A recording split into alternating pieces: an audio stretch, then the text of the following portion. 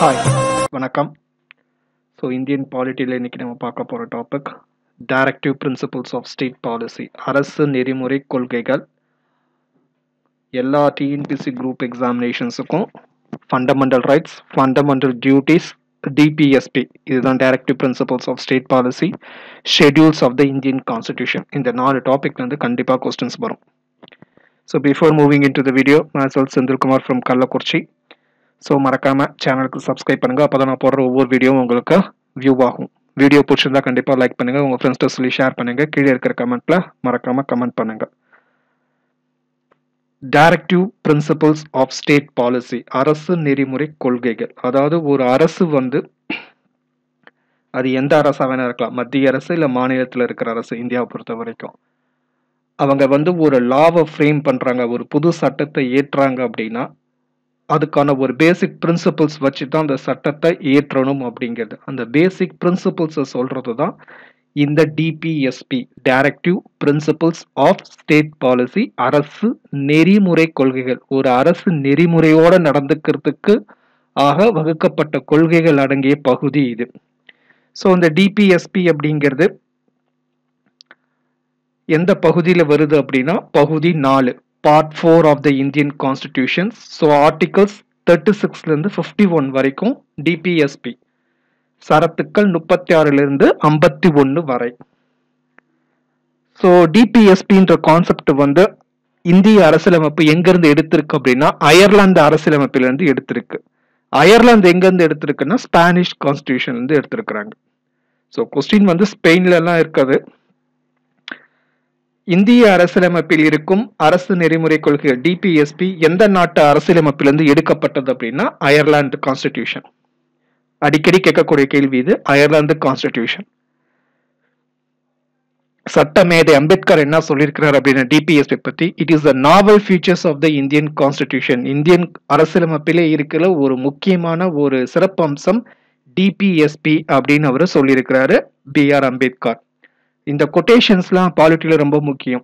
இப்படியே டைரக்டா கேட்பாங்க, DPSP is novel features of Indian constitution set by BR Ambedkar, Mahatma Gandhi, Jawaharlal Nehru, something else, வேற யாரையாவது ஆப்ஷன் வச்சுக்கோங்க. ஸோ அப்படியே கூட கொட்டேஷன்ல இருக்கிறது நாம கொஞ்சம் ஃபோக்கஸ் பண்ணி நம்ம படிச்சாகணும் பாலிட்டியை பொறுத்த வரைக்கும். டிபிஎஸ்பி எதுக்காக அப்படின்னா அதுதான் நான் ஃபர்ஸ்டே இன்ட்ரோல சொன்னதுதான். ஒரு கொள்கையை வகுக்கும் போதும் சட்டங்களை ஏற்றும் போதும் இதை நினைவில் வச்சுக்கிட்டு அதை நாம பண்ணணும் அப்படின்றதுக்காக தான் டிபிஎஸ்பி, ஐ மீன் அரசு நெறிமுறை கொள்கைகள்.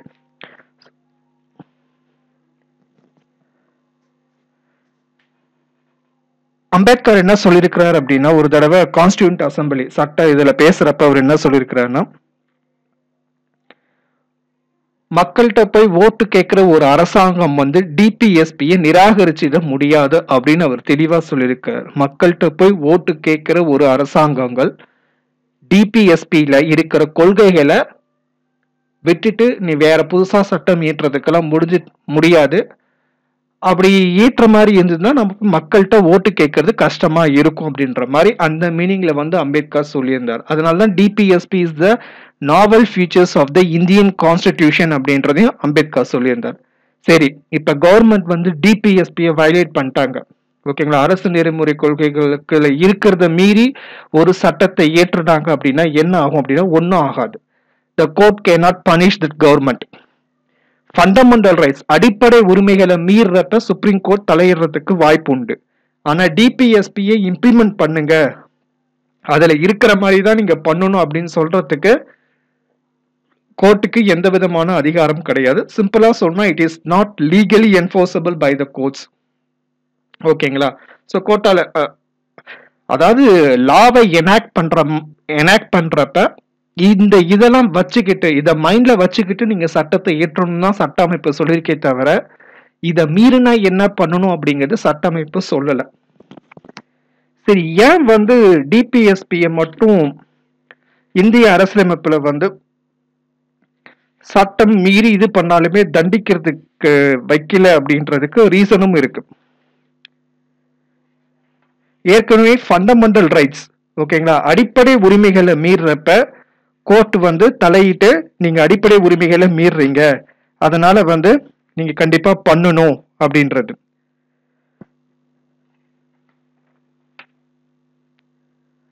ஆனா அரசு நெறிமுறை கொள்கைகளை மீறப்ப நீங்க வந்து கோர்ட்டுக்கு போனாலும் எதுவும் செல்லாது. கோர்ட்டுக்கு போனாலும் எதுவும் சொல்லாது.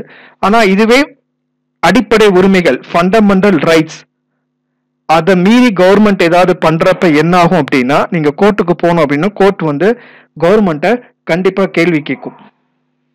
ஓகேங்களா? கண்டிப்பா கவர்மெண்ட்டை கேள்வி கேட்கும். ஏன் அரசியல் சட்டம் இயற்றவங்க வந்து டிபிஎஸ்பிக்கு மட்டும் இந்த எப்படி சொல்றது ஓரவஞ்சனை பண்ணி இருக்கிறாங்க அப்படின்னா, ஏன் அப்படின்னா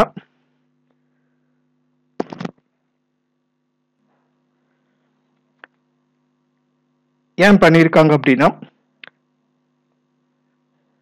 இந்த டிபிஎஸ்பியில இருக்கிற கொள்கைகளை இம்ப்ளிமெண்ட் பண்றதுக்கு வந்து இந்தியன் கவர்மெண்ட் வந்து பினான்சியல் ரிசோர்ஸ் வந்து பாசிபிள் கிடையாது.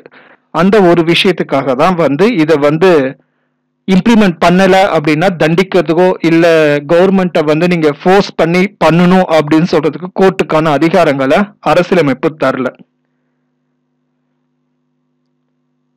ஸோ மெயின் ரீசன் வந்து ஃபினான்ஷியல் ரிசோர்ஸ் தான். அதை இம்ப்ளிமெண்ட் பண்றதுக்கான ஃபினான்ஷியல் ரிசோர்ஸ் வந்து கவர்மெண்ட்டை இருக்காது. பட் அந்த பிரின்சிபல்ஸை வச்சுக்கிட்டு ஸ்டேட், இந்த இடத்துல ஸ்டேட் அப்படிங்கிறது it is include both union and states, அவங்க வந்து கொள்கைகளை வகுத்துக்கலாம் அப்படின்ற மாதிரி தான் அரசியலமைப்பு இயற்றினவங்க அதை ஃப்ரேம் பண்ணி தான் பண்ணாங்க. So DPSP are not legally enforceable by courts for their violation. இது வந்து which of the following statement is correct அப்படின்னு கீழ்கண்ட வாக்கியங்களில் எது சரியானவை எது தவறானவையில கேட்கறதுக்கான வாய்ப்புகள் ரொம்ப அதிகம்.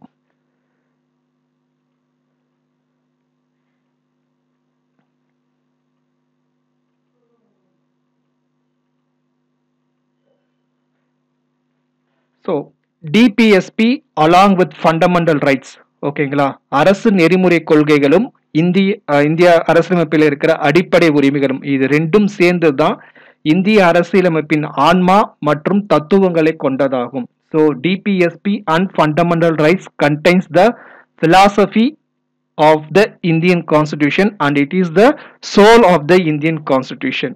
அதே மாதிரி DPSP and fundamental rights is the conscience of the Constitution. இந்திய அரசியலமைப்பின் மனசாட்சி DPSPயும் ஃபண்டமெண்டல் ரைட்ஸும் அப்படின்னு சொன்னது வந்து ஆஸ்டின், கிரான்வில் ஆஸ்டின் அப்படிங்கிறவர். DPSP is the novel feature of Indian Constitution, Ambedkar.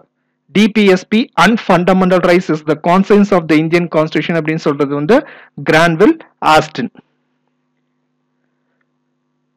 Classification of the DPSP. So DPSP-யை 3 கேட்டகரியா இந்திய அரசியலமைப்பு பிரிச்சிருக்கிறாங்க.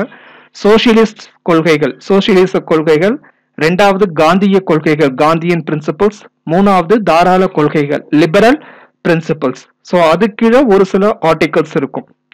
38, 39, 39A, 41, 42, 43, 43A, 47. இது வந்து சோசியலிஸ்ட் பிரின்சிபல்ஸ் கீழே வந்துடும். Gandhian principles 40, 43, 43B, 46, 47 and 48 Gandhian principles. மீதி இருக்கிறது லிபரல் பிரின்சிபல்ஸ்ல வரும்.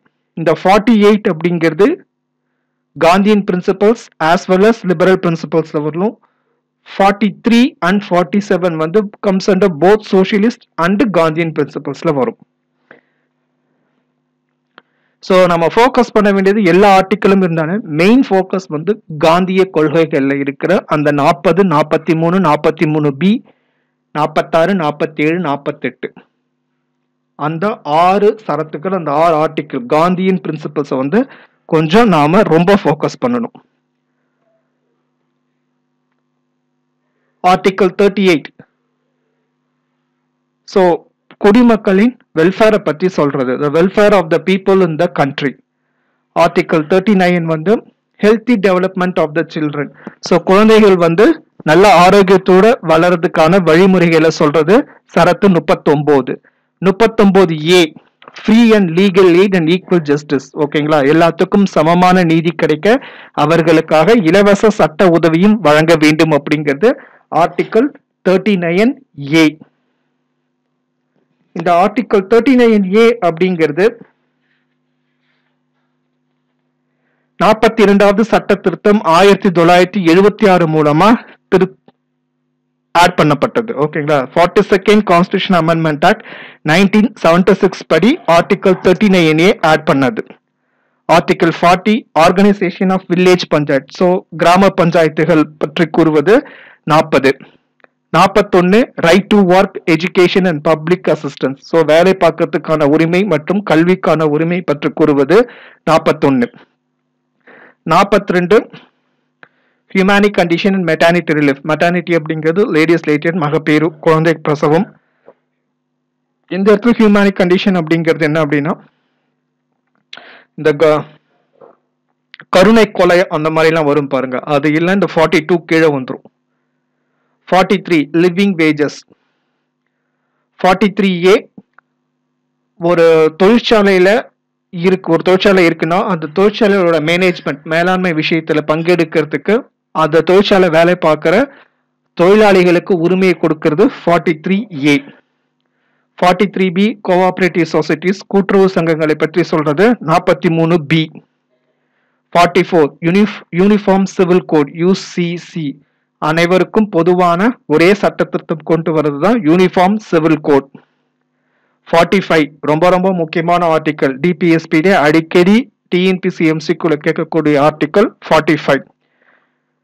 ஒரிஜினலா article 45 education for all children until they complete the age of 6 years. ஒரிஜினலா சட்டம் இயற்றினப்ப என்ன வந்ததுன்னா 6 வயதுக்குட்பட்ட அனைத்து குழந்தைகளுக்கும் இலவச கல்வி தர வேண்டியது அப்படின்றது.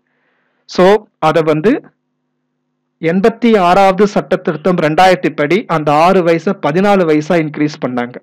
ஓகேங்களா? 86வது சட்ட திருத்தம் 2000 படி அந்த 6 வயசை 14 வயசா இன்க்ரீஸ் பண்ணாங்க. அதை அடிப்படை உரிமையாகவும் ஆட் பண்ணிட்டாங்க, ஆர்டிக்கல் 21A. ஓகேங்களா? இந்த ஆர்டிக்கல் 45 அப்படிங்கிறது இப்ப article 21A comes under the fundamental rights. இப்ப அது அடிப்படை உரிமையாவே இருக்குது, அடிக்கடி கேட்கக்கூடியது இது. Article 46 economic and educational interest for schedule caste, schedule tribes and other weaker sections.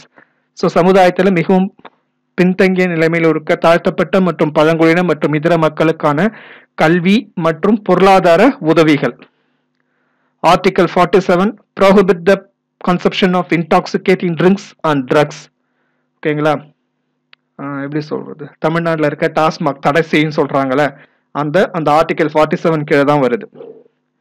48 பசுவதை தடை சட்டம், prohibit the slaughter of cows, calves and other milch. ஓகேங்களா? பசுவதை தடை சட்டம் 48. 49 ஆர்டிகல், ஸோ பாரம்பரியமிக்க புராதன இடங்களை பாதுகாத்தல். ஓகேங்களா? Protect the monuments, places and objects. தமிழ்நாட்டில் மகாபலிபுரம், தஞ்சாவூர் பெரிய கோயில், இதெல்லாம் மானுமெண்ட்ஸ், அந்த புராதன இடங்களை பாதுகாக்கிறது. 50 separate the judiciary from the executive in the public services of the state. So நீதித்துறையும் அரசும் தனியாக இருக்க வேண்டும். ஓகேங்களா? Separate the judiciary from the executive in the public services of the state. 51 சர்வதேச அமைதி மற்றும் பாதுகாப்பை மேம்படுத்த வேண்டும். Promote the international peace and security. இவ்வளவுதான் டிபிஎஸ்பியில இருக்கக்கூடிய ஆர்டிக்கல். நாம ரொம்ப ஃபோக்கஸ் பண்ண வேண்டியது காந்தியன் பிரின்சிபல்ஸ் 40, 43, 43B, 46, 47, 48. 40, 43, 43B, 46, 47, 48. அதுக்கப்புறம் ஆர்டிக்கிள் 21A, அதாவது இந்த ஆர்டிகல் 45 இப்ப 21A ஃபண்டமெண்டல் ரைட்ஸா இருக்கு. 6 வயதுக்குட்பட்ட குழந்தைகளுக்கு இலவச கல்வி என்பதை 86வது சட்ட திருத்தம் 2002 படி 14 வயதுக்குட்பட்ட குழந்தைகளுக்கு இலவச கல்வின்னு அரசாங்கம் மாத்தினதுல அதை நம்ம ஃபோக்கஸ் பண்ணணும். இப்ப அது சரத்து 21A அடிப்படை உரிமையில இருக்குது, அதுதான் ஃபோக்கஸ் பண்ணணும். இருக்கிற எல்லா ஆர்டிக்கலையும் ஒருத்தரால மனப்பாடம் பண்றது கஷ்டம். ஸோ அதனால அந்த 3ஆ பிரிச்சிருக்கிறாங்க பாருங்க, socialist principles, Gandhian principles, liberal principles. So அதுல காந்தியன் பிரின்சிபல்ஸ் ஆர்டிகல் 40, 43, 43B, 46, 47, 48 அதை ஃபோக்கஸ் பண்ணிக்கோங்க. அப்புறம் article 45 which turned into article 21A by 86th Constitution Amendment Act 2002. அதை மட்டும் கொஞ்சம் ஃபோக்கஸ் பண்ணிக்கோங்க. ரெண்டு முக்கியமான ஒரு விஷயம், ஃபண்டமெண்டல் ரைட்ஸுக்கும் டிபிஎஸ்பிக்கும் ஒரு மோதல் வருது அப்படின்னா என்ன பண்ண முடியும்? அடிப்படை உரிமை வெர்சஸ் அரசு நெறிமுறை கொள்கைகள் அப்படின்னா சுப்ரீம் கோர்ட்ல இது கேஸ் நடந்திருக்கு. 1951 சம்பக்கம் துரைராஜன் கேஸ் அப்படின்னு ஒரு விஷயத்துல சுப்ரீம் கோர்ட் என்ன தீர்ப்பு சொல்லியிருக்காங்கன்னா, டிபிஎஸ்க்கும் ஃபண்டமெண்டல் ரைட்ஸ்ல எது பெருசுன்னு வந்தது அப்படின்னா ஃபண்டமெண்டல் ரைட்ஸ் தான் பெருசு அப்படின்ற மாதிரி அவங்க தீர்ப்பு சொன்னாங்க. அடுத்தது 1967 கோலக்நாத் கேஸ்ல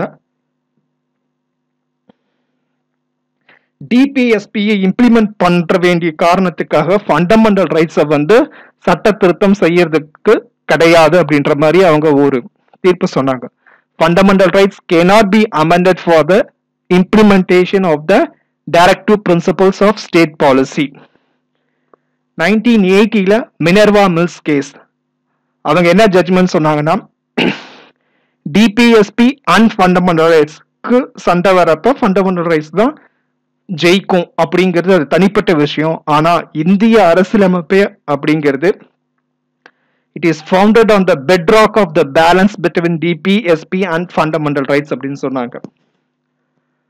அதாவது அரசு நெறிமுறை கொள்கைக்கும் மற்றும் அடிப்படை உரிமைக்கும் நடுவுல இருக்கிறது தான் இந்திய அரசியலமைப்பு. இது ரெண்டுத்துல ஏதாவது ஒண்ணு ஷேக் ஆனாலும் இந்திய அரசியலமைப்பு விழுந்துரும் அப்படின்ற அந்த அர்த்தத்துல சொன்னாங்க.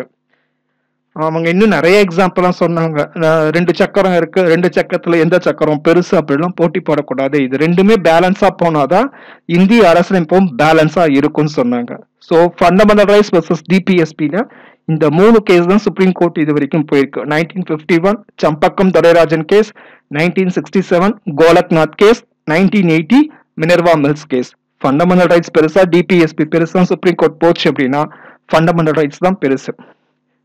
ஓகேங்களா? டிபிஎஸ்பி கேட்கக்கூடிய எம்சிக்யூ எந்த பகுதி? பகுதி 4 எவ்வளவு ஆர்டிகல்? 36 இருந்து 51 வரைக்கும். எந்த நாட்டுல இருந்து எடுக்கப்பட்டது? அயர்லாந்துல இருந்து எடுக்கப்பட்டது. இது பேசிக் எம்சிக்யூ. இன்னும் கொஞ்சம் மாடரேட் அப்படின்னா, DPSP is the novel feature of the Indian constitution என்று கூறியவர் யார்? அம்பேத்கர். ஸோ அந்த மாதிரி கொட்டேஷன். ஸோ ரொம்ப இன்டெப்தா போற மாதிரி இருந்தாதான் ஆர்டிகல்ஸ் ரிலேட்டடான எம்சிக்யூ வரும். With this, I'm coming to an end for DPSP video session. மறக்காம சேனலுக்கு சப்ஸ்கிரைப் பண்ணுங்க. அப்பதான் நான் போற எல்லா வீடியோவும் உங்களுக்கு பார்க்க முடியும், நோட்டிபிகேஷன்ஸ்ல வரும். வீடியோ பிடிச்சிருந்தா மறக்காம கீழே இருக்க லைக் பட்டன் கிளிக் பண்ணுங்க, ஃப்ரெண்ட்ஸ்ட சொல்லி ஷேர் பண்ணுங்க, கமெண்ட் பண்ணுங்க. தேங்க்யூ.